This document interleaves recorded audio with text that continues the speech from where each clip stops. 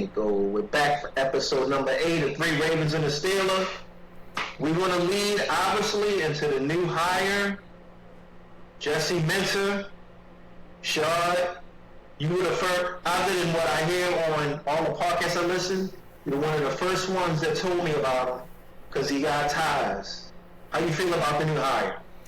This was my pick. From me and Percy talked about it before. It was between him and who was the second guy we were one Kubiak, yeah. And I like Kubiak because of his father, obviously. That was Joe Flacco's one Pro Bowl year in 2014 under Kubiak. Wow. So if he's anything like his dad, you know, as offensive coordinator, I was hoping for that. But above him, I was hoping for Mentor, obviously because he's a defensive guy. Mm-hmm. He was with the Ravens for 3 or 4 years. During those years, we were very successful. He wasn't running the show, but he was involved. He was with Mike McDonald during that time, and we see what his track record has shown. The 2 years he was with the Ravens. Now, the first half of the year, McDonald was with the Ravens. They weren't too good, but he finished that second half very good, and then the next year they finished in the top 10. I believe they were first. They were either first in yards allowed or points allowed that next year. Mm-hmm. And then he went to Seattle, and they're like in top 5 and everything. So if they were working together, him and Mentor, and he seems to be following the same path as Mentor. Worked with the Ravens as a young man, as an assistant coach or whatever. Move on to Michigan, which is exactly what McDonald did. Win a championship. College championship, which is what he did. Come to the NFL, and McDonald went straight to the Ravens from Michigan. Mentor went to the Chargers, but while with the Chargers, top 10 both years as defense coordinator with the Chargers. You know what's history, Shard. You know what's history. Yeah, he has nowhere he's been as an assistant, as a defensive coordinator or whatever has had a bad D. I got you. And Lord, like, hey, hell. Hey, you can't look, man. You ain't even got to make the playoff. You gotta look. Here's his goal for year one. Here's his goal. You ain't even got to win a playoff game. Oh, you got it. Nah, not year one. I'm talking about for me. Okay, all right. Make the playoffs. Which, if Lamar can walk, if he doesn't have 16 injuries like he had this year, it should be feasible. Right. Beat the Steelers once. Okay? You can't be getting swept by this. That ain't gonna fly. And we see what happens when that happens. Okay? Right, I got you. Beat them one time and finish in the top 10 in D. That's it. If he can do those 3 things. Finish in the top 10. Don't get swept by the Steelers. Make the playoffs. And make the playoffs. That's reasonable for a first. That's very reasonable for a rookie head coach, man. That's a lot. With Lamar Jackson, Yeah. The defense got a lot of holes. He got some work to do. They got their work cut off for them. Okay. Personnel-wise. We're sure we're coming with some balance for a change. Good Lord. Nah, he trying to be reasonable. Hey, man. Hey, what he say? As you get older, you get softer. That's what's happening. Yeah, that's what happens. Your wife and your daughter soften you right up. That's how it happens. I'm gonna tell you what it is, little bro. You guys are on my side of the ledger now. The Steelers, for the past 3 straight years, have gone 10-7 with a first-round exit 3 straight years. When you expect, and I'm not even saying in the past 3 years I've expected great things. My preseason record before last season started, I said 11-6, and 1 playoff win. They went 10-7 and first-round exit again. But when you guys expect big things from your team, and I'm telling you right now, Ravens weren't the only ones picking y'all to at least go to the dance. I listen to a lot of NFL media. A lot of cats who got Ravens had y'all going and or winning the Super Bowl. Yeah. Titans fans, Redskins fans, Giants, Chargers, Rams, everybody. I'm like, damn, what? So, and when you don't get it, it changes your perspective. You begin to temper your, how do I say it? Expectations. Your expectations and your predictions. Your 9-8 is unacceptable for the talent y'all got. Right. It's I underachieving. definitely have low expectations now. Y'all 15-2 next year. A new voice, a new scheme, new energy. Remember when y'all got Steve McNair? Yeah. 13-3. That year I thought y'all was gonna take it. Oh, said it when McNair walked in the doors of that training camp. Everybody eyes perked up. When you have somebody new with new energy and new schemes and new ideas, everybody's on board. Y'all gonna destroy cats this upcoming season. It's protocol for a new coach. Right. It's protocol. They like And you know what? You know, schedule because of their record this year. So, well, y'all got a second place schedule. right. We're gonna play the second place teams in the other divisions. Yeah. Yeah. It'll be instead of you know, the winner of the NFC East, which was the Eagles, we would be playing like the Cowboys or the Redskins or somebody. You know? I'm going back to Dallas. I hope it's in Dallas. I'm going back. I enjoyed it down there. Oh, AT&T Stadium, is it nice? Oh yeah. Yeah. It's entertaining, man. You already know how to put on a party, man. That's what it's like a big mall. It's like a mall. It doesn't even feel like a stadium. Right. It's like you at the mall. You walking around on the outskirts, you forget, oh wait, I'm in a football stadium. It don't even look like one. It's all clean. Like if you go to Raven Stadium, you know, it's like Raven Stadium is like a normal stadium, like most other stadiums I've been to. It's kind of grimy. Not Cowboy Stadium, pristine, clean. Really? That thing is spanking. It still seems spanking brand new. And the jumbotron or whatever you call that thing is so ridiculously huge. It feels like it's right here. Like if you're sitting in the seat, it feels like it's right here. Yep. You know, it's crazy. You know when they first built AT&T Stadium, the screen was too low. That was the issue, and punters were hitting it. Yeah, you hit it with the ball. They raised the screen because it was too low, trying to give people that interactive experience. They had to raise it like 20 yards. They had to raise it because punters were hitting it, and then how do you place field position if a punter's hitting the screen? Right. Yeah. Hey look, when you're waiting to get in, when you're in the parking lot tailgating or whatever you're doing and you're waiting to get in, right before the game or not right before, but I don't know, an hour before, you see a helicopter fly over onto the top of the stadium. And I think that's Jerry. Yeah. No question. Who else? Right. So this man. When me and Lonnie went to Atlantic City for a weekend getaway, we stayed in a hotel or resort right next to Trump Tower. Trump landed right next to us in his hotel. That's what they do. Right. He collects money and then he leaves. Right. You know what's funny about Jerry? Y'all remember during COVID when everybody had to draft from their house and their basements and all of that? You remember watching the draft? Did y'all watch the draft during COVID? Where you couldn't have the big venue. So Tomlin was like in his basement, I remember, and like a dog barked or something. He was looking like, or somebody. If you remember that, somebody made a noise and he looked like he was in his house. And then, right. Yeah. And Harbaugh was in, I think, in a facility with maybe Dakash. I can't remember. Belichick was like at a dining room table. He looked like this man worth millions of dollars. He looked like he had his grandma's dining room table draft. He is hilarious, man. That dude is hilarious. And what's funny about Jerry, the only one. Everybody else in their basement, dining room table, the facility. Jerry was first of all, let me ask, do y'all remember? Did y'all see where Jerry drafted from? Do you remember? No. He was on a yacht.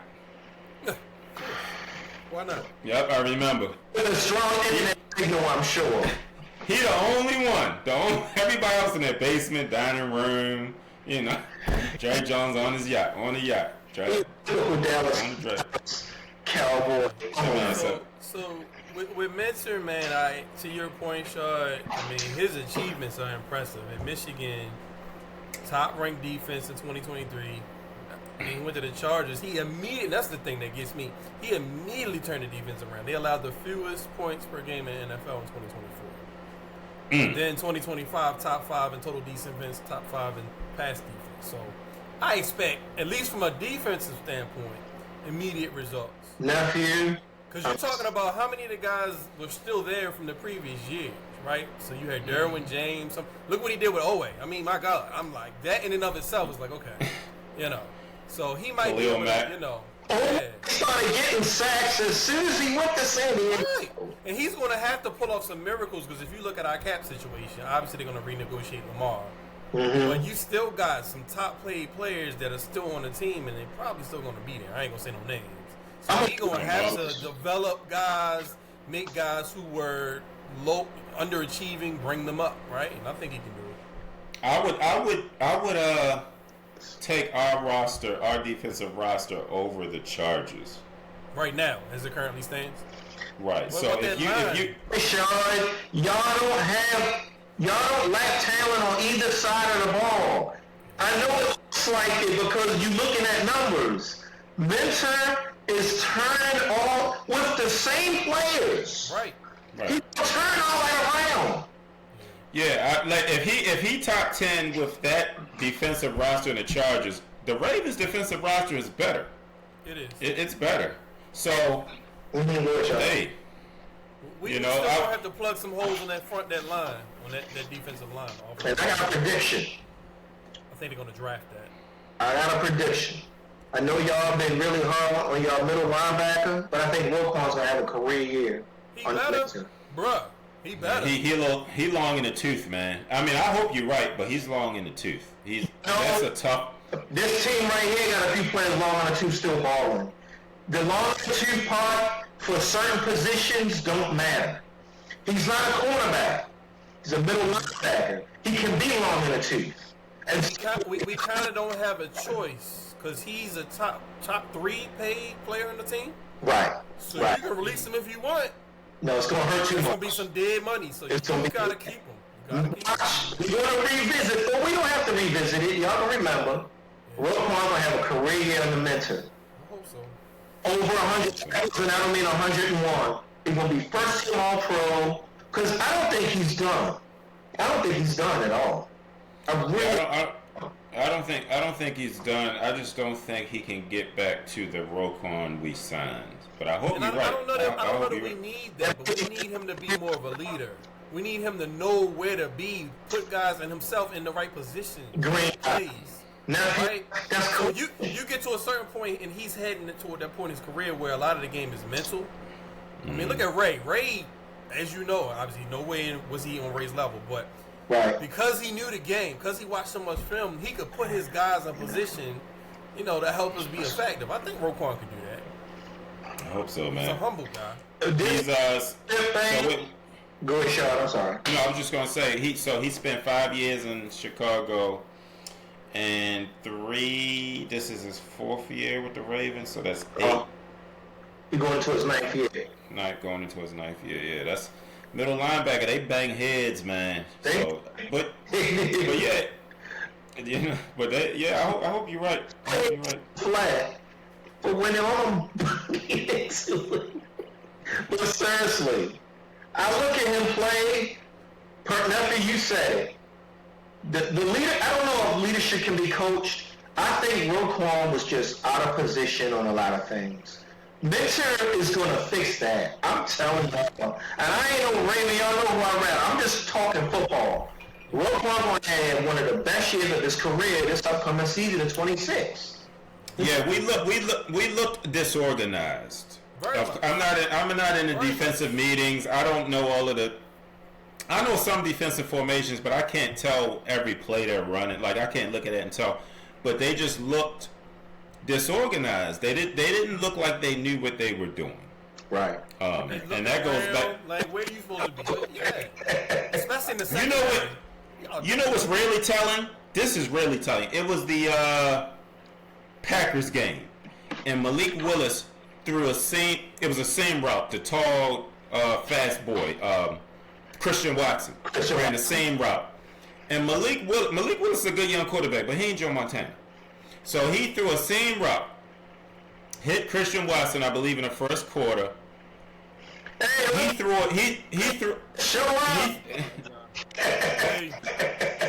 because of it. Hey, go ahead, finish, y'all. Go ahead. He threw it over Roquan's head. No. Roquan and Kyle both dropped back. Roquan took a guy. Kyle kind of floated in the middle, didn't take anyone. It went over Kyle's head for a touchdown. After the play, and I ain't never seen this, Roquan and Kyle Hamilton, the two best defensive players on the team, two All-Pros, were fussing with each other as to whose responsibility. I was like, wait a minute. Whoa. Now, if you know, Nate Wiggins is fussing, I get it. You young and we're learning. Roquan, yeah, I was trying to. Roquan and Kyle should not be fussing about it. Not them two. Right. Not them two. They should have everything in hand. You're right. That's right. They the two dot wearers. If Roquan can't wear it, Kyle wear it. Right. So if y'all look, if they don't know what's going on, we screwed. We screwed. They better know what's going on. You all talking about communications and defense. Yeah, the difference we think Mitch is going to make in bringing that defense, turning it around immediately. We want to hear from you, hey. Mitch is your man. What's up? Talk to us. First of all, Neil, did you all interview this guy at all? Mitchell? No. Yeah, we let you. We don't want him. Go ahead, take it. Okay. The Browns tried to. He canceled it. He He was like, I'm good. Coach in Cleveland?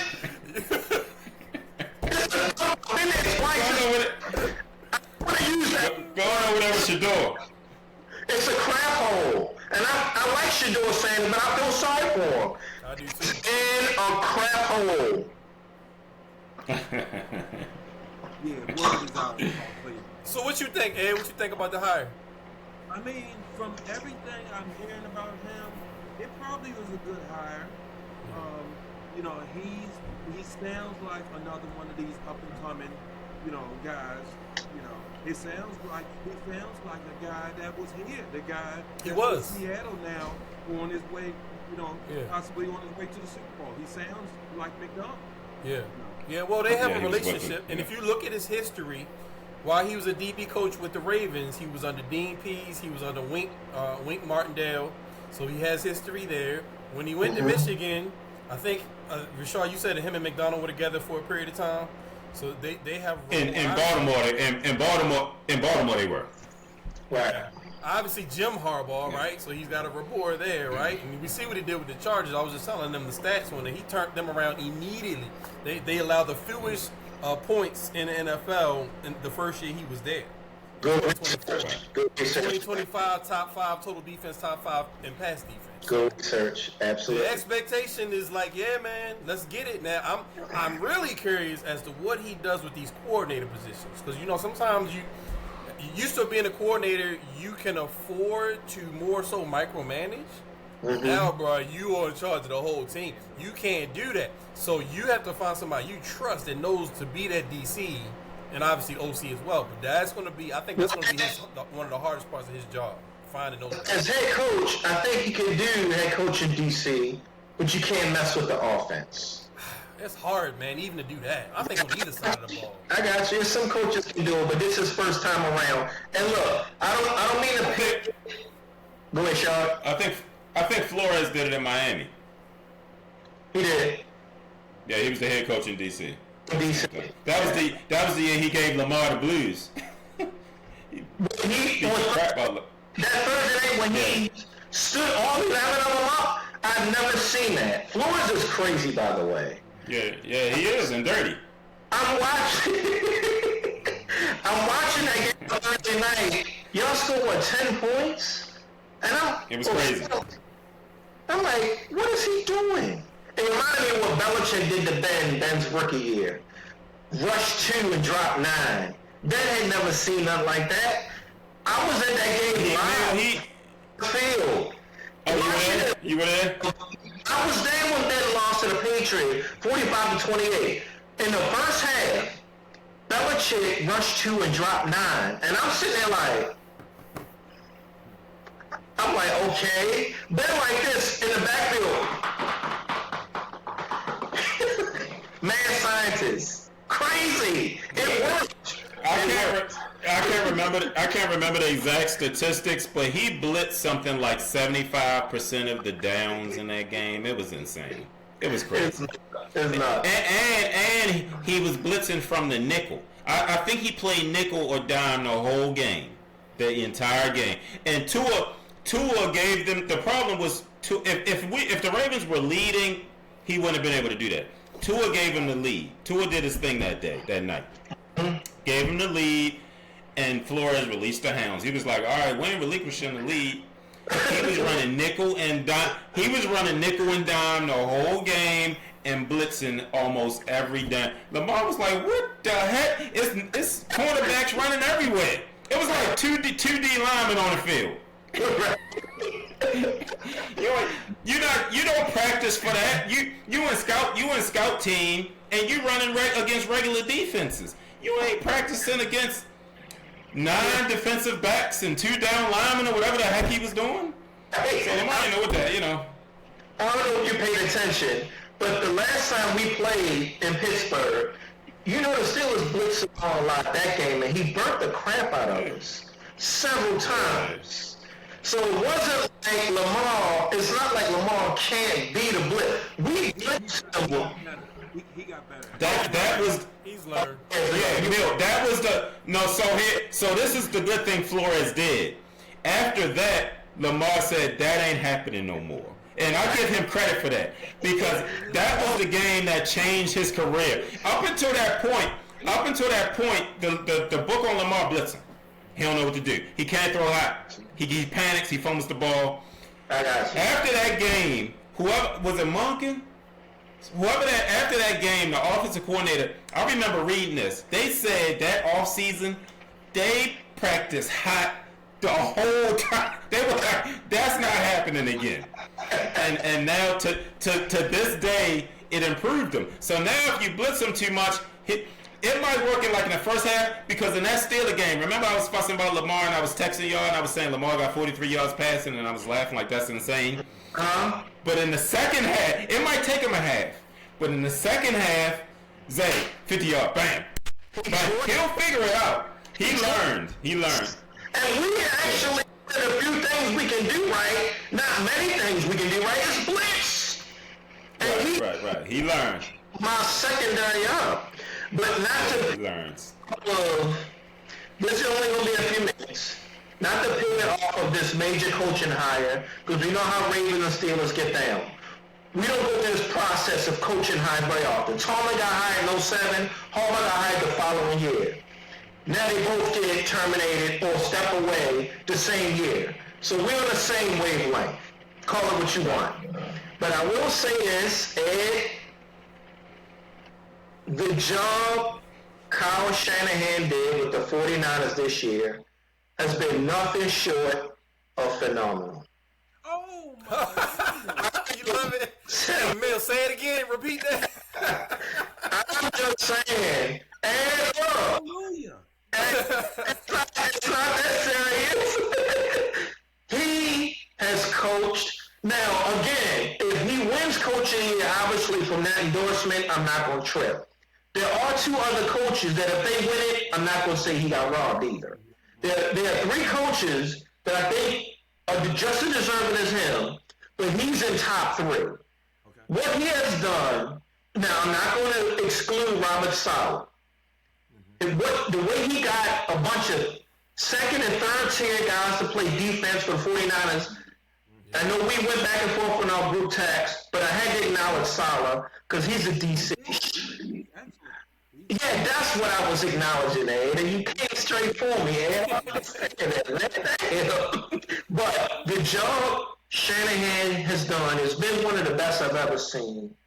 Running with, and in that playoff game against Seattle, I don't pay attention to the score. I mean, obviously they lost. The worst thing is you gave up an opening drive, kickoff return touchdown on the road. You can't do that. That's number one. This is not a 49er podcast, but we talk general football. Then he lost Christian McCaffrey. in his shoulder. So now your best player's gone. So listen, the job he has done is nothing short of phenomenal. I just wanted to lead into that. Agreed. He is great, but now the way he goes, this upcoming season he's going to go 6-11. That's his pattern.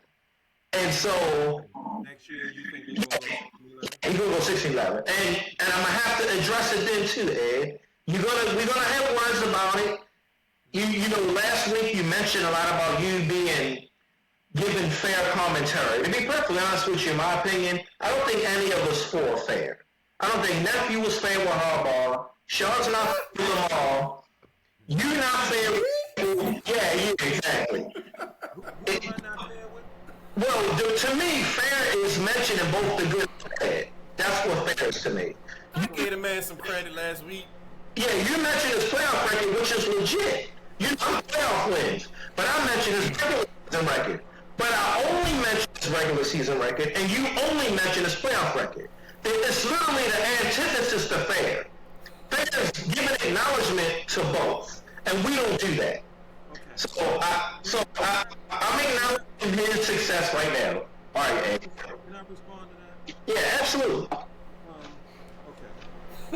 Do you think it's possible that people mention the things that would help to emphasize or highlight their argument? For example, let me give you an example. Mm-hmm. The people who love Mike Tomlin, Mm-hmm. you know what they're quick to mention? The fact that he's never had a losing season. You know who's never mentioned that?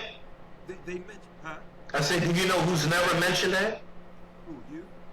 I never talk about that. Okay. Well, but that is but okay. But you do mention other coaches who we call great coaches. You mention quickly if they've had losing seasons. You on Also mentioned head-to-head. I'm big on head-to-head, what the record is. okay. Well, right now I'm going with the narrative about the losing season. Okay. As if that discredits somebody from being a great coach. Okay. You on our text actually asked the question, should Andy Reid be on the hot seat this year? And this man in the last 6 years, besides this year, you know, I always say, y'all have heard me say 100 times, there's a difference between having a bad season and having a bad organization. Right. The Chiefs are not a bad organization. No way. They had a bad season. They did. 49ers, the year before this one, had a bad season. When Flacco got hurt his knee, and we finished 5-11, whatever, we had a bad season. Well, I think you're changing the narrative a little bit. No, but the point I'm trying to make is... Okay. I'll follow that up. Okay. Just because somebody has a losing season, or two, or three, or whatever... I'm telling you, Ed, 4-9. Harbaugh had 2-18. And he just got fired. So I have to acknowledge it. He has 4-9. But Neil, what about the fact that certain organizations, the way they're designed, they maybe are trying to make sure they never have a look at some of the moves that Pittsburgh makes that other organizations won't make, because other organizations not worried about if we have a losing season. Who cares? Look, the Patriots just had in the last 5 years, they just had, is it 3 or 4 losing seasons in the last 5 years? And look at them now. They don't care about those losing seasons. They made sure they got the coordinator right, And head coach. Right, I got you. eventually, they made a mistake with Gerard Mayo. That's another thing that these organizations do. You make a mistake, pivot quickly off of that mistake. Right. Don't stick with it. Don't be stubborn. The 49ers pivoted off of Garoppolo. Yeah. What I'm saying about Shanahan, look, I feel like Philly's coach is a little overrated. Sirianni, Meal, They can't get that Super Bowl win. Sirianni's nothing. Meal, if you put Shanahan, give him that Philly roster, and give Sirianni that current 49ers roster, the score would be 60-0. Right, I got you. I agree. I got you. Well, I got what you're saying. When Art Rooney II, the current owner of the Steelers, is hit the director of a pivot. When he got out there at his season-ending press conference, he said something that I totally 100% agree with. And he hasn't done much I agree with lately, by the way. Of the previous three owners, I think he's doing the worst job.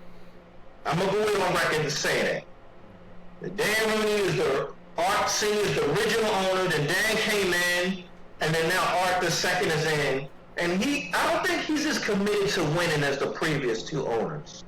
But with that being said, he said something I find very interesting. He said it was Tomlin's decision to step away. He's like, we will never tank. That's number one. Number two, he said he didn't say he doesn't understand why anybody would not want to win in the NFL. I'm going to paraphrase him. He said he doesn't understand why anybody will waste a year of their life. He didn't say waste an NFL year or a football year. He said of life.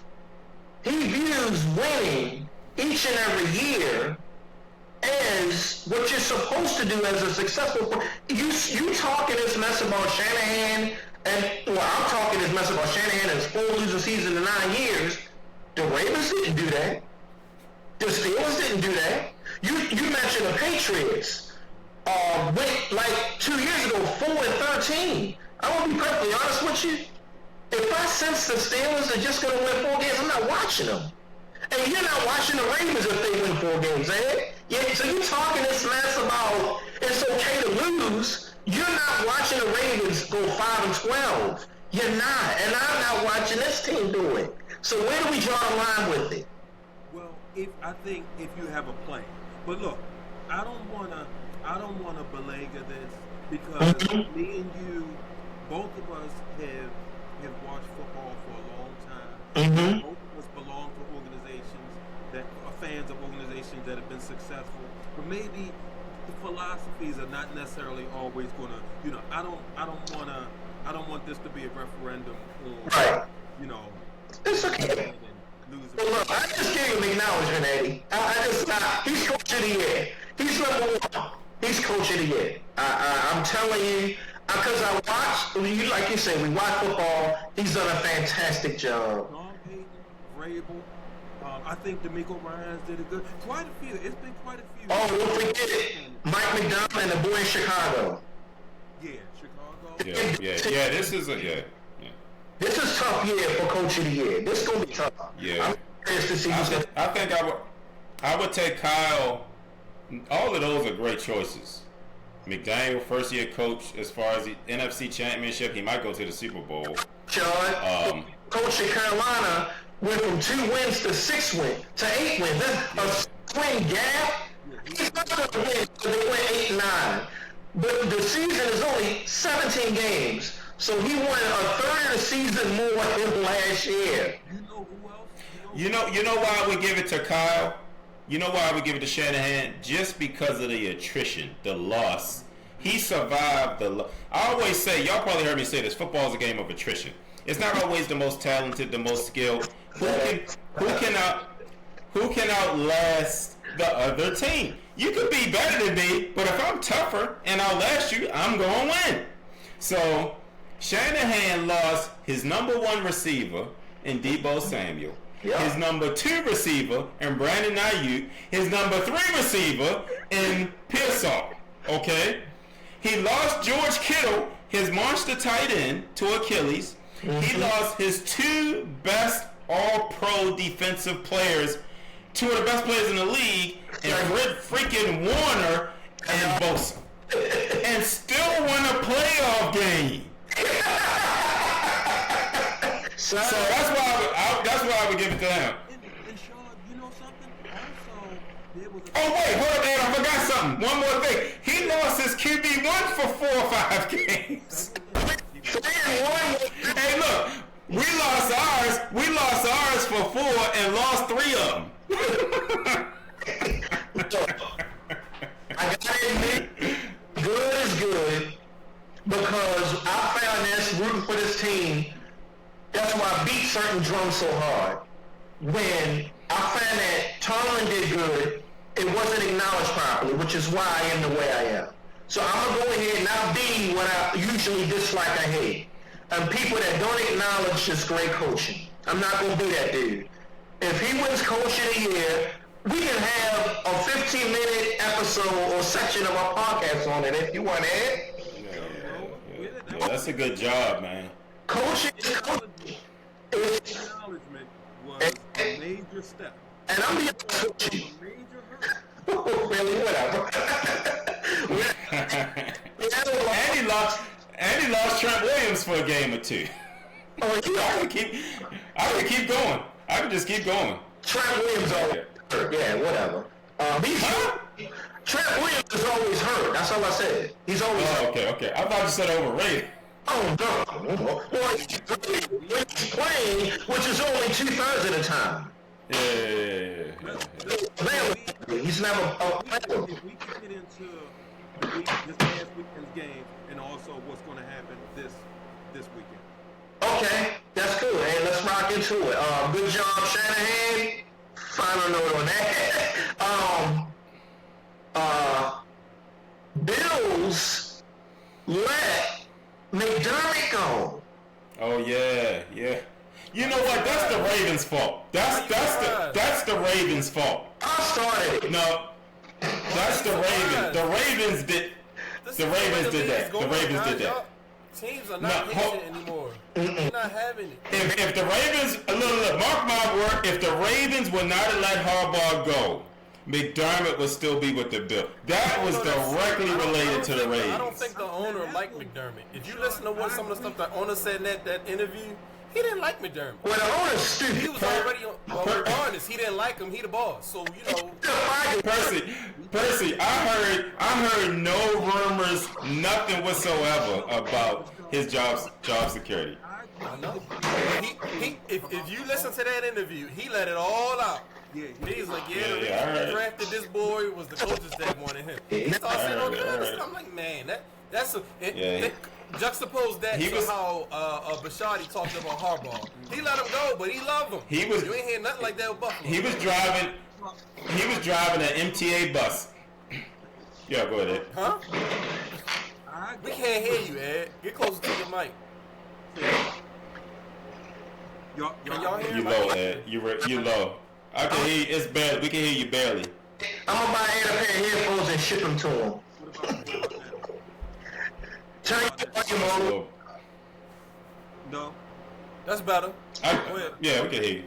Now, Sean, I agree with you about the Harbaugh dominoes on the other coaches, but not McDermott. I really think Buffalo's front office said, look, bro, you got Josh Allen. 27 teams in the NFL would like to have Josh Allen. We need you to get to the Super Bowl. I don't agree with that termination. And you see what they did? Not only did they so a lot of times GMs will do that to keep their job. You see what happened to that GM? He got a promotion. So it was some politics going on there, bro. It's a different situation than the Ravens. Because of some of the... How many times... Go ahead, Sean. Oh, go ahead, Mel. I'm sorry. No, I was just going to say, how many times did Josh Allen turn that ball over in that game? Anybody count? 4. 2 interceptions and 2 fumbles? Okay. Right. So, I can't remember the combination, but it was 4. No, but check this out. Nobody says anything when Josh Allen is making those same superhero plays and carrying that franchise that he's been doing for the last several years. Here's the issue in Buffalo. I'm not knocking Josh. I'm just saying that I'm agreeing with who just said it was McDermott shouldn't have got fired. Who just said that? Was it me or Ed?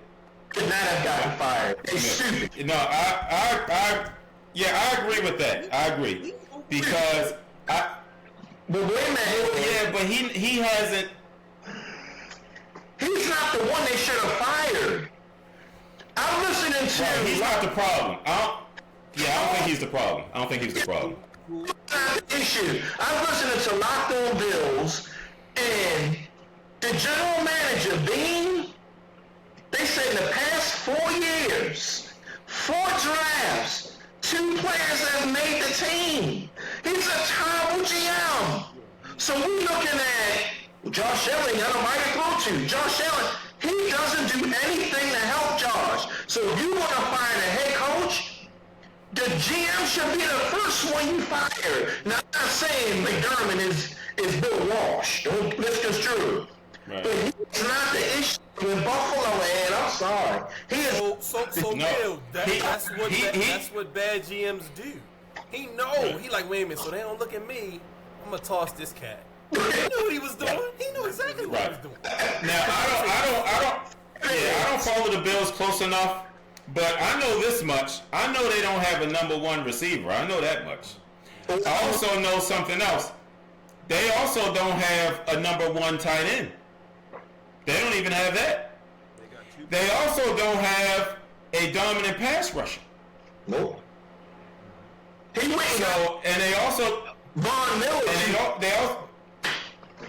they also don't have a dominant center fielder or safety roaming it back like a Kyle Hamilton or Minka in his prime or somebody like that. They don't have any of those. So other than Keon Coleman, who we're familiar with, who did they draft these past few years?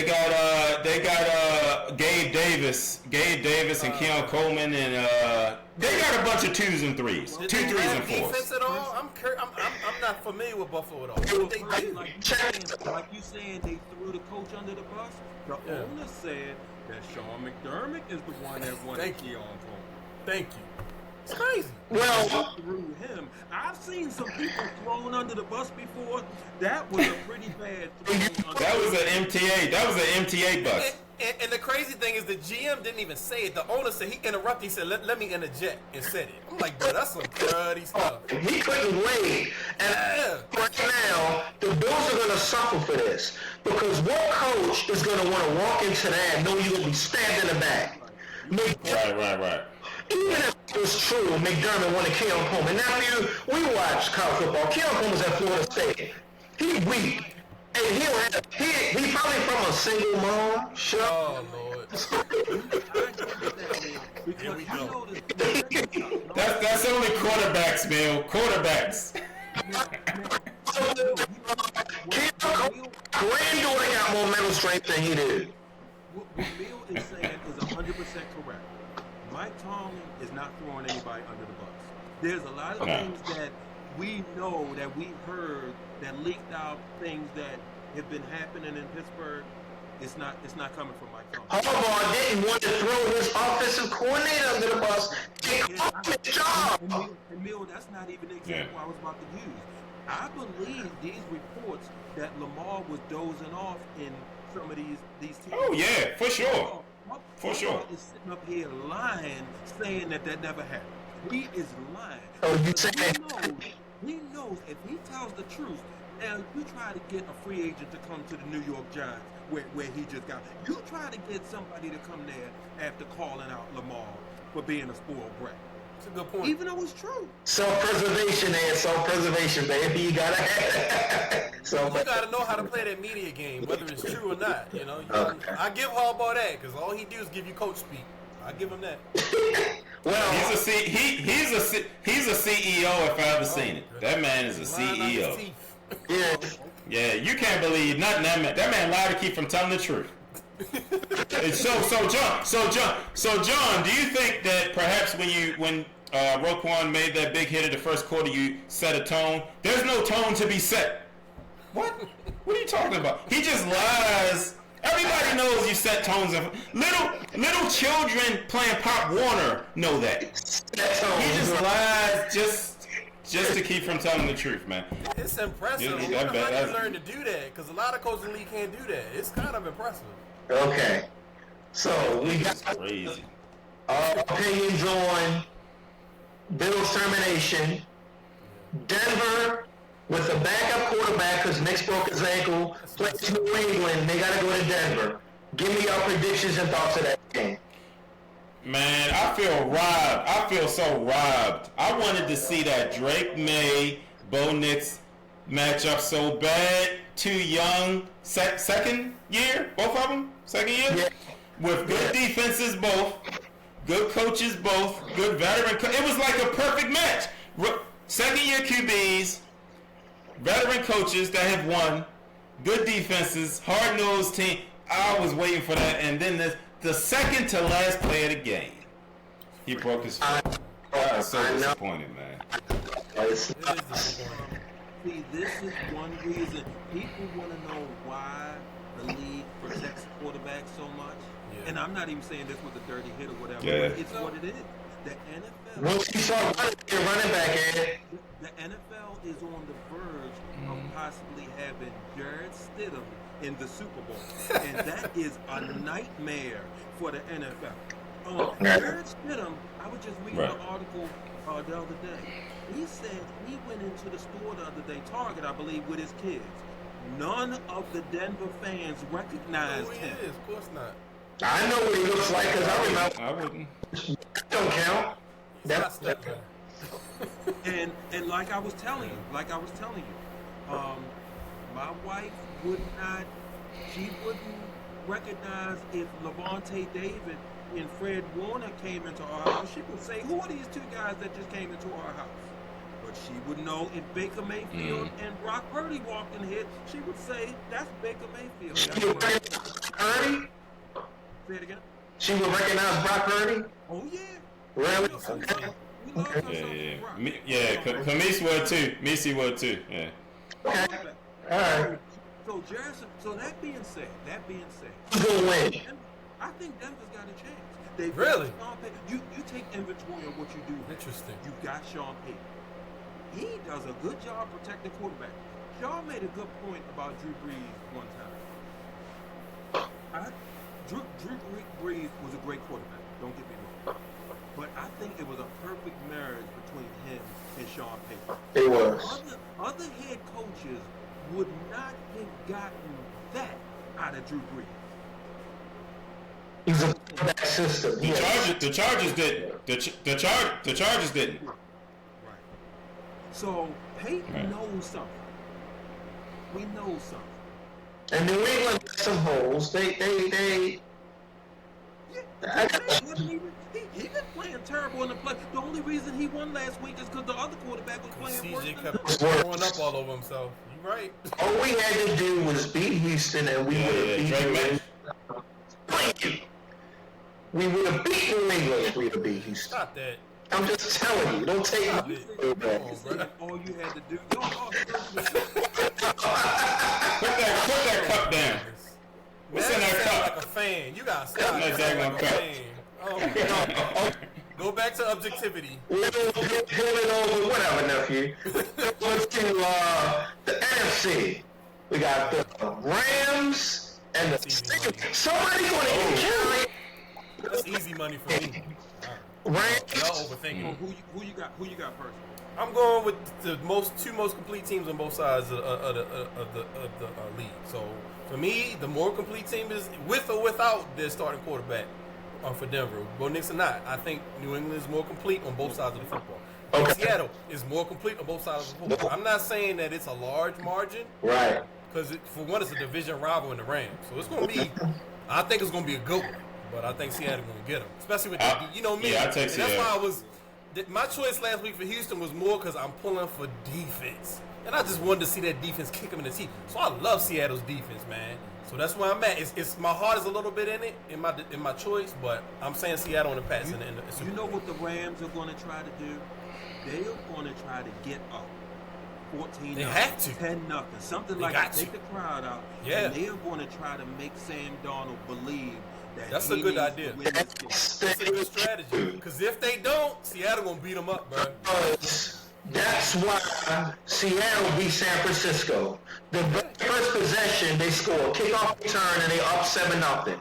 Well, guess what? You're not doing that against the Rams. I've been talking about this all year. I don't trust Sam Darnold. When the game is close in the fourth quarter, and even though they beat my team in the home opener, we still intercepted him twice. He still tried to give us the game. Their defense beat us. Let me ask y'all a question. Kill score. Let me ask y'all a question. Put your defensive hats on for a second, because I, for the life of me, can't figure this out. What's that? What would you do about Puka as a defense?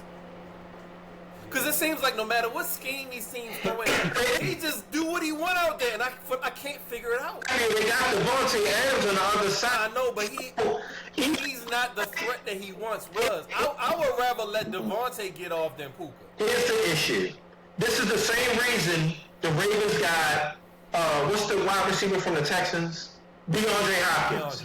The Steelers went out and got, I ain't counting Marvin Valdez-Scantling. They wanted Adam Thielen. These old guys still know how to get open.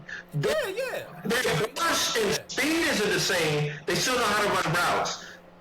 My point is, when you got a defense where it's like, okay, we know going into the game that this is his number one target, and no matter what we do, this cat just gets his life. That is disheartening to a defense. I'm not saying I don't think Seattle's gonna have that much of a problem. I don't know what the statistics To are. answer your question, Yeah. this is what Belichick would do. We'll take him out. You've got two corners. All right. Yeah. My best corner, I'm gonna put on Devontae Adams. Lock him up. Like you said, he's not saying he's still good, but he's not quite Devontae Adams of 3 or 4 years ago.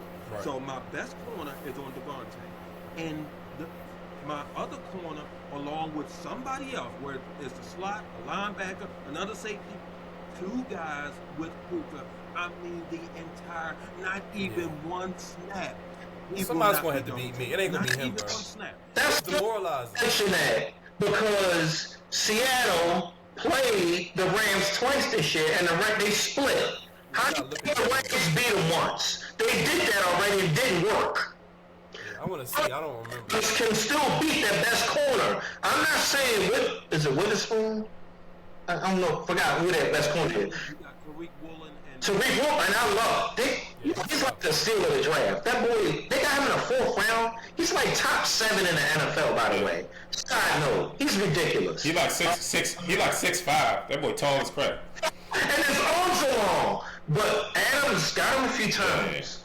If you rely on your winning or losing on Tariq Woolen shutting Devontae and long in the two, Devontae Adams, you got to come up with a better way to win the playoff game. Yo, first game, Puka had 7 for 75 in the tub. Second game, he had 12 for 225 and 2 touchdowns. Bruh, I can't let that happen, man. There's no way. The crazy thing is Seattle won by 1 point, but I just can't do it, bruh. Something gotta change. I'll tell you what I would do. And Devontae didn't even play. Devontae didn't even play. I'll tell you what I would. Come on. Yeah, I'll tell you what I would do. Good. Yeah, I'll tell you what I would do, and if I lose this way, I lose this way. Yeah. The Rams, Kyron Williams is good, okay, but I would pretty much have this approach. Kyron Williams, you beat us. If you beat us, right? If you beat us, we lose. Yeah. I'm playing past D. I'm getting off the bus playing dime. Okay. As soon as I get off the bus, dime on the field. So all down, not even nickel, just. That's what. Look. And look. No, I was gonna say you got Matthew Stafford, a Super Bowl winning quarterback, a Super Bowl MVP, I believe, several All Pros, Puka Nacua, Devontae Adams. So obviously, I mean, don't take Bill Walsh to figure out the strength of your team is your pass offense. Okay, that's the strength of your team. So I'm running dime and nickel. And if Kyron Williams, if you can get 4, 5, 6, 7, 8, 9, 10 yards against my dime and nickel package, we're gonna lose, and that's how I'm gonna lose. That's the only way I'm gonna lose. You gotta take something away. The Chiefs played against the Patriots in the AFC title game. When the Patriots beat them, Belichick triple teamed Tyreek Hill. Yeah. Now this is a team that's also got Travis Kelce on. No, I'm not exaggerating. He had 3 guys with Hill the entire game, and Belichick said, "I may lose this game, but it won't be to this guy." Yeah. That's what I'm trying to say. And what the value I exactly. see in that, again, it's not an ego thing. It's throw their timing off. Throw off what they would practice and and what they expect to happen. See, if you disrupt that, then they gotta fit. A lot of teams do not do well making in-game adjustments. I'm not saying what's his name, McVay doesn't, but it's a lot harder when you've taken out. Wait a minute, we was banking on this.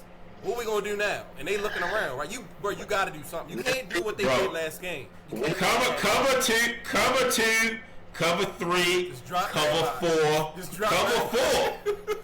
nickel, dime.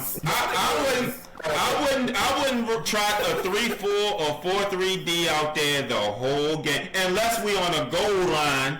And it's like 1st and 5 from the goal line or something. Then I'm bringing out a 4. All game. Just and look, everybody else is a Matt Stafford, you gonna have to nickel and dime me, brother. Yeah. You ain't getting nothing over the top. You gonna have to nickel and. That's how they got Mahomes. Remember what Mahomes went through this streak of not playing too well.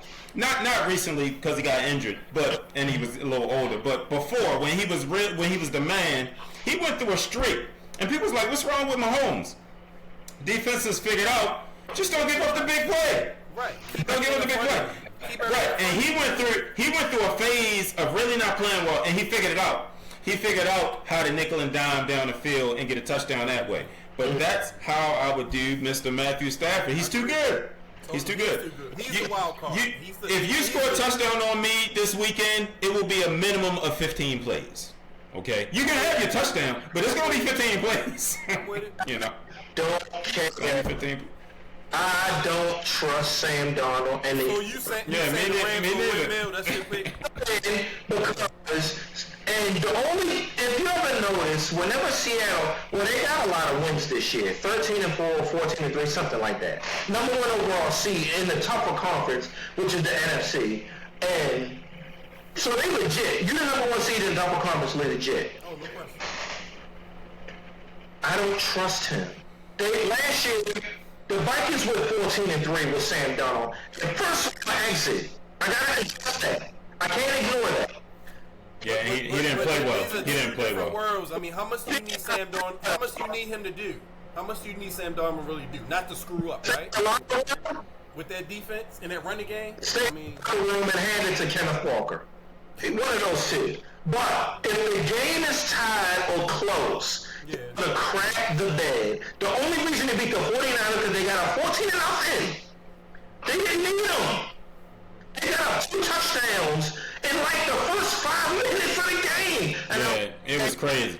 It makes him look better than what he is. I don't trust Sam Darnold.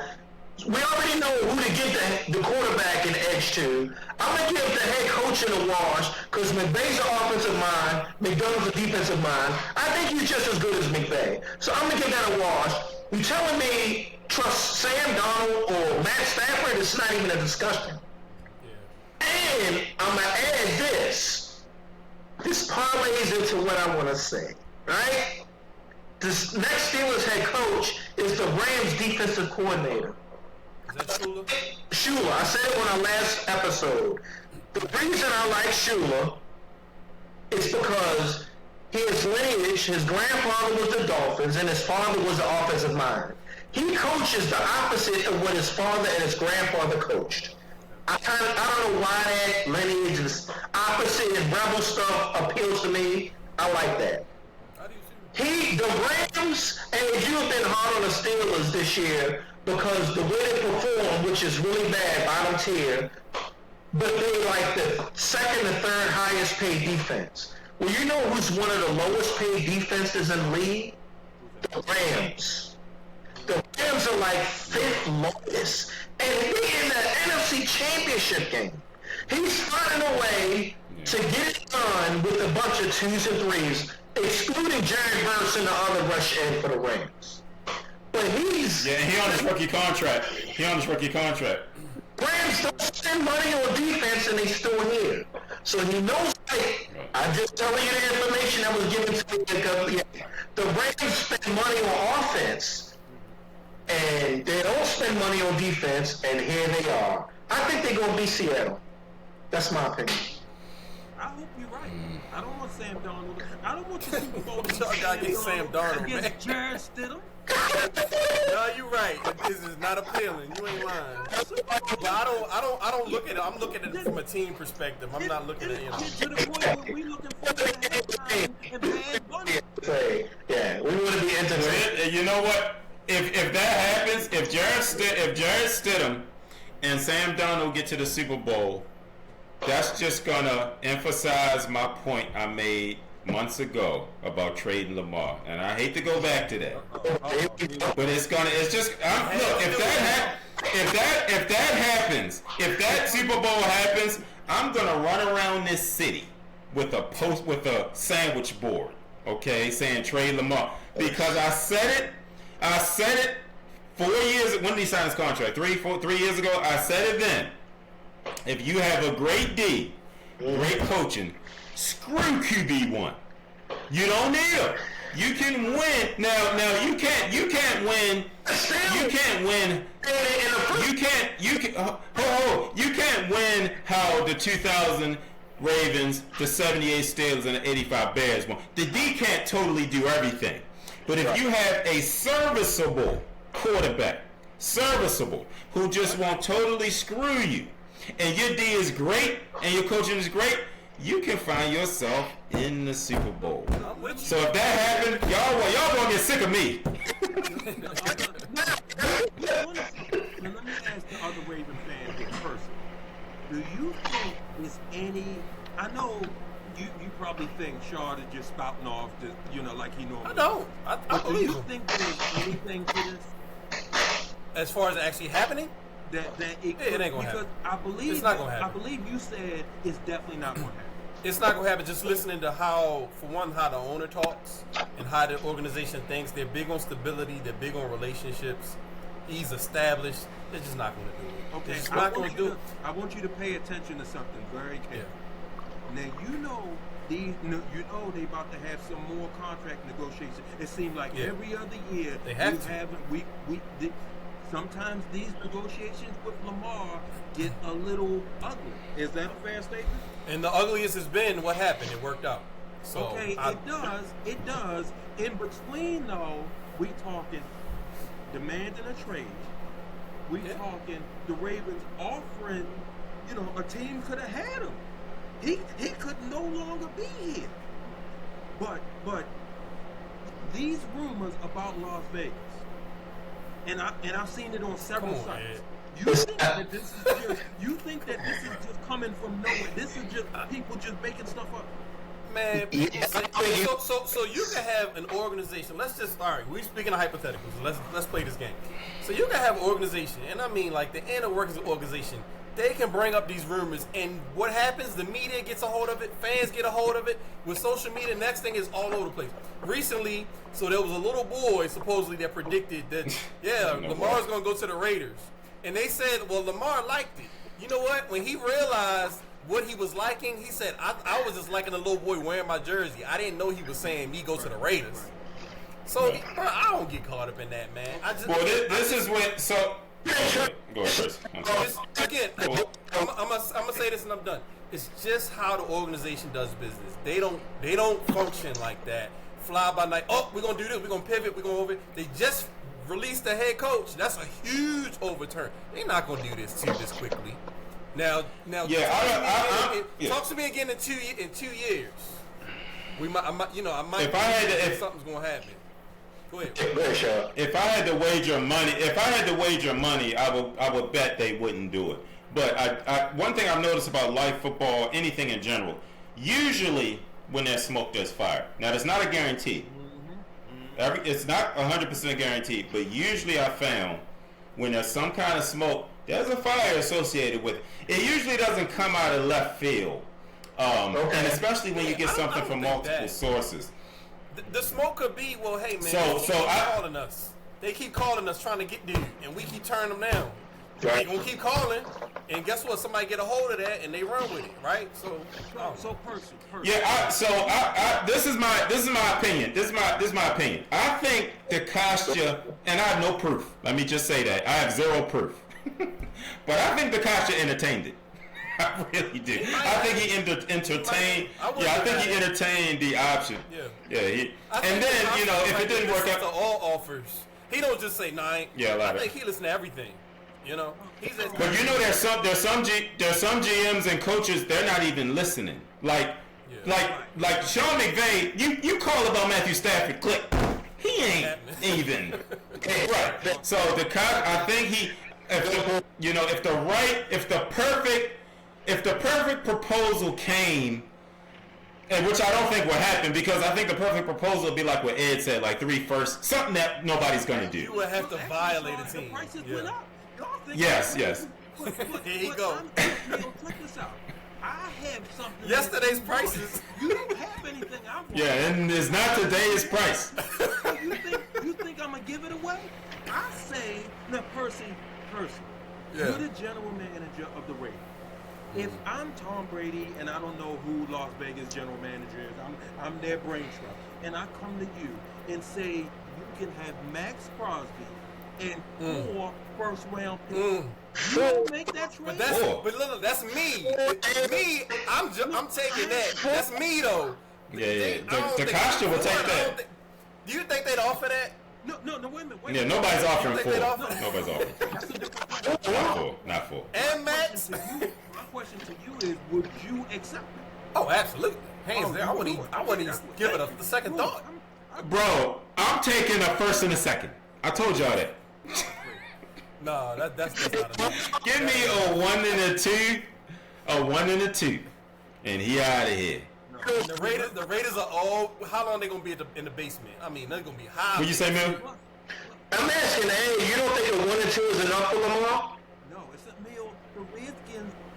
No, it's not. I'm taking 1 and a 2, babe. I don't think you can compare because I think the Ravens are a better organization than the Redskins. Wait. Are you saying a 1 and a 2 and Max, or just a 1 and a 2? No. A 1 and a 2. You tripping? Nah, I can't. I can't. Wow. Let me hear it. The point I'm trying to make is, it doesn't matter what something is worth. What matters is how much somebody. What you can get for it. You're right. The market.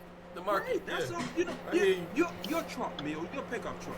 If I said I'm gonna give you $3 million for that truck, you would look at me and say, Of course, I bet you would take the money.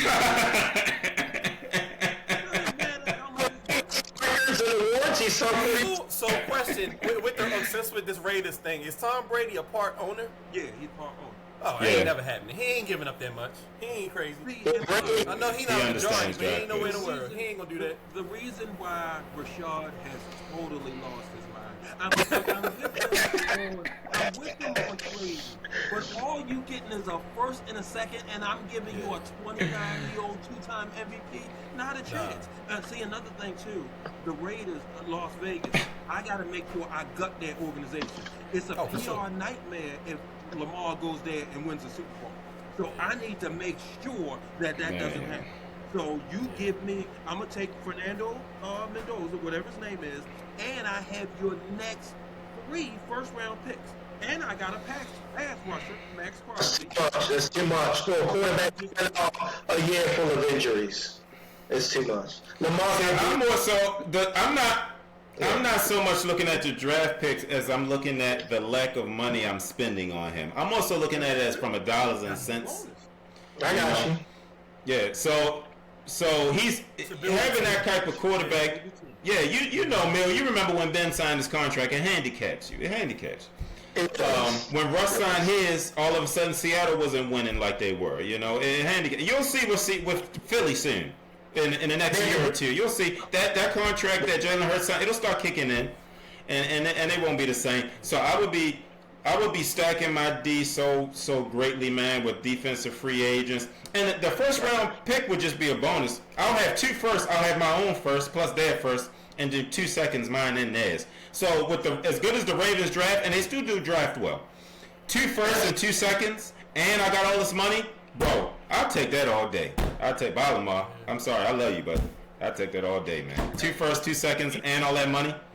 I take it all day. It'll be disappointing because it ain't happening no time soon. Well, I tell you, no, it's not. It's not. If that's all you getting, then that explains why Lamar's still here. Because Eric DeCosta was like, you must be crazy. Yeah, he ain't gonna do that. Right. The issue is, I I hate to compare a defensive position to an offensive position because it's a different dynamic. But with the Steelers letting Tomlin go, our team is about to be gutted. Y'all should be happy about what's about to happen. There's some players that You still gonna win the game. Huh? What game? You still gonna split. We still gonna split. It don't matter. The Ravens game. Yeah, the main thing I want to make sure if y'all hire a mentor, or whoever we hire, which I think it's going to be Chris Schuler, which is why we haven't done a second interview with anybody, is because he's preparing to play in the NFC Championship game. I think you can't bring him in for an in-person interview until absolutely not. He's trying to go to the Super Bowl. I mean, come on. But the thing I think that buy low, sell high. Cam is gone. TJ Watt after June 1st will just be a $10 million. TJ won't be back next year. And I'm going to tell you why. I know you guys watch as much Steelers football as you can, but when TJ was out, Highsmith still balled out. Beating double teams. I witnessed it for 4 games. TJ missed 3 games. We went 2-1. He absolutely destroyed Miami and Detroit. TJ's effectiveness isn't what it used to be. TJ will not be in a Steelers uniform next year. Cam Hayward said he would never play for another head coach. He didn't say he would never coach. The reason I'm mentioning this is because I think the Steelers are going to move Highsmith. Buy low, sell high. His stock is the highest it's ever been right now. Lamar's stock is not high. You can't sell Lamar's stock on 2 MVPs because his last MVP was 2 or 3 years ago. Year before last season. Yeah, last year, and he won the year before that. So you can't say, well, Lamar won it in 23 or 24. We're going into 26. So, Lamar has to have an MVP year for his stock to be high. So the move now is stock low. Bill, there's 32 teams in the NFL. And that's what You're assuming that there's 32 smart teams. Smart teams.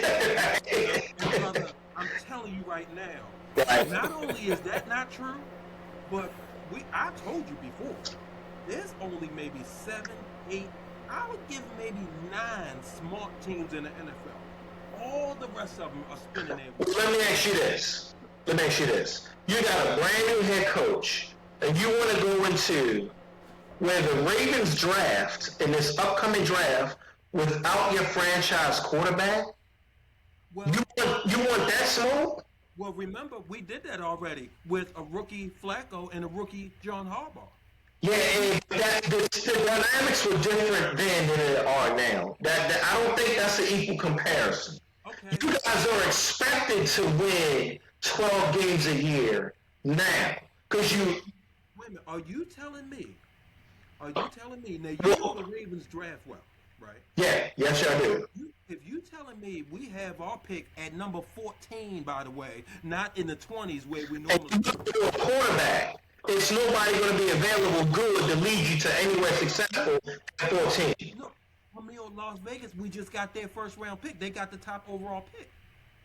Mendoza. You understand what I'm saying to you? Okay. So Okay. I'm telling you right now, there are some people, if the Ravens played this right and made it to the playoffs next year with a rookie quarterback, there's a lot of people that would be surprised. I would not be one of those people.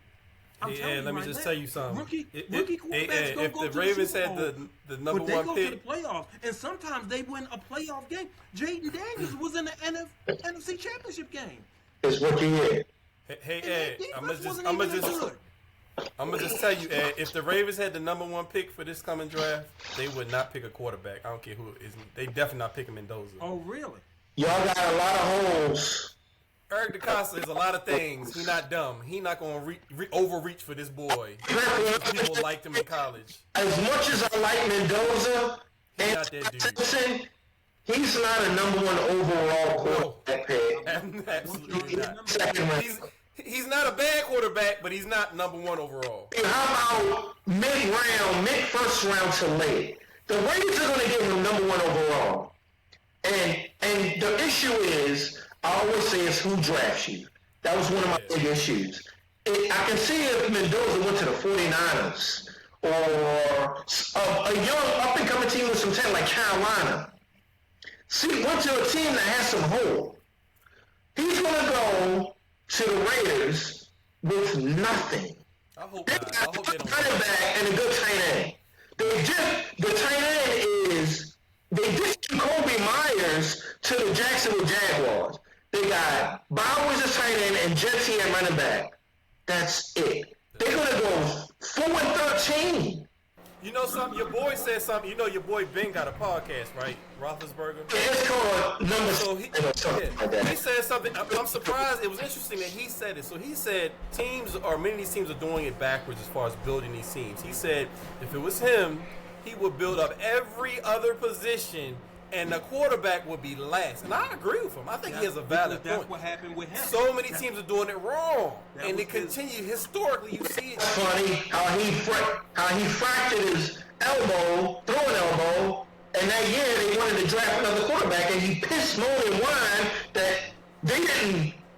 I don't know if they believe in me. Why y'all was speaking?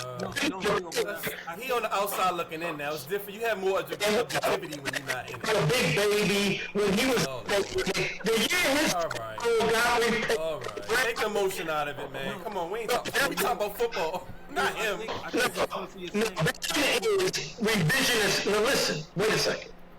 Ben, it's easy to talk this mess when you have your own podcast. He didn't say that when he played. But is he wrong? I don't care who said it. Is he wrong? The point is a valid point. The point is, when you're the franchise quarterback, it's self-preservation. I mentioned like a half an hour ago. You just want to be the man. You were willing to let the Steelers struggle while you got your elbow repaired until you decided to come back. You going left, Mill. We're not even talking about that. You going the whole thing. You're going left. I'm talking about building a team, bro. I'm not talking about your man and his situation. Real quick, Mill, can I say something? What's up? I think what Percy is saying, and also I hate to defend Roethlisberger, but I'm about to. Roethlisberger, I believe what he's trying to say is the situation he walked into his rookie year. Everything was there. Yeah. The only thing they needed was a quarterback. Yeah. All right. And I think it's a valid philosophy. It's a it doesn't work 100% of the time, but man, it's smart. valid philosophy. Yeah, Flacco, right? If I ask you guys, and I know you're not able to answer this question because it would require some research, and we're not going to do that right here with less than an hour left. But if you were to find a quarterback that actually not just went to the Super Bowl but won it and walked into a full coverage is what I call it. You'd be able to name it on one hand. No, I don't think, and again, that's a hypothetical. I don't think, it's not realistic to say 100%. No team is covered everywhere. Same five. But I'm saying you got a team that's let's say, type I can name 5. defense. Yeah, well, one of the reasons it happens, Mill, is because teams keep jumping ahead thinking this savior is going to fill all their other holes. I mean, you're making my point for me. Teams continue to overreach for these guys, saying, "Oh, they don't take the time to develop the guy, and the next thing he's a bust and he's on another team." And wait a minute, he start playing well. So Percy, let me ask you a question. Yeah. In my scenario, like Las Vegas, if you was Eric DaCosta, right, and you somehow finessed the number one top overall pick, you would take maybe Ruben Bain from Miami, or who would you take? I'm looking again for our needs, right? Our needs is in the trenches, so I'm gonna go there. I'm going back to old school for us. It depends on the team, right? For the Ravens, you gotta go with the line. That Ruben Bain is a terror. Yeah, he's fast. What? He's the next Will Anderson, and I know because he beat me up 2 weeks ago. he's top 3. So if I had 2 firsts, I could draft somebody like him on D and the Fernando gentleman. There you go. In the same year? I have both of them. Well, you have your own first. That's the point. Right. Yeah, you have your own. Right. Now we getting it. Now we getting somewhere. Yeah. So you got your 2 but firsts, that's what I was saying. and you got your 2 seconds. Yeah, but that's what I was saying. Do not take that QB number 1 overall. Not him. When is your original? Well, if you got 2, if you, we 14, right? it's 14th. Yeah. To 14, you guys. He's not even Fernando. No, one of them sorry teams are going to do what Percy is saying, the same They thing gonna that they overreach. do every year. Yep. Every year. Every year. I just shake my head. To be honest with you, in the Texas defense, when they drafted Will Anderson, they were coming off a really bad year. But the Texans got a boatload of picks or something. Wasn't that for the man Deshaun, right? Deshaun Watson. They had a boatload. They loaded up, man. but Will Anderson is not going to 14. It's no. He's going top 3, 4. I'm sure of it. Yeah. I mean, not Will Anderson, Ruben Bain. I call it Will Anderson because that's what's in my mind when I watch him play. It's the same player. It's ridiculous. It's absolutely ridiculous. Well, we got Kyle Hamilton. We got Kyle Hamilton at 14th or 15th. So the Ravens can still get a very good defensive player around that. Kyle's good. It's funny when he went down. We started scoring in that last game of the year. Did you notice that? Ain't that crazy? Yeah, I did notice it. Alright, y'all, the Steelers offense with 3.5 yards of play. When Kyle got hurt, it almost doubled to 6.8. Literally, all yards per play doubled when he got hurt. So when I tell you about somebody coming out of Notre Dame at free and strong safety, y'all gonna listen to me. And that was the same draft. They got Linderbaum in the same draft. The center. It was the same draft. I think this boy is a Raven. Harbaugh will love him. He fits Beamer, and I got no pleasure out of saying none of it. He's all pro, all world. Our offense literally doubled their efficiency when he got hurt. It's nothing to talk about. Kyle Hamilton is your best defensive player, not in spite of Roquan. I love Roquan, but Kyle Hamilton is your number 1. He is. There's nothing to talk about. Yeah. Let's talk about. Yeah. All right, gentlemen. I gotta go spend some time with the kids. All right, all right, Daddy. So by the time we have another show, the Steelers will have hired their next head coach if the Rams lose. If they lose. If they win, there's a reason the Steelers haven't given a second interview. They want Chris Shula. I mentioned it last week. They holding out. Right. They're holding out. I like him too. I like Shula. Okay. Go Jerry Stidham. All right, y'all. Take care. All right, now, see you later.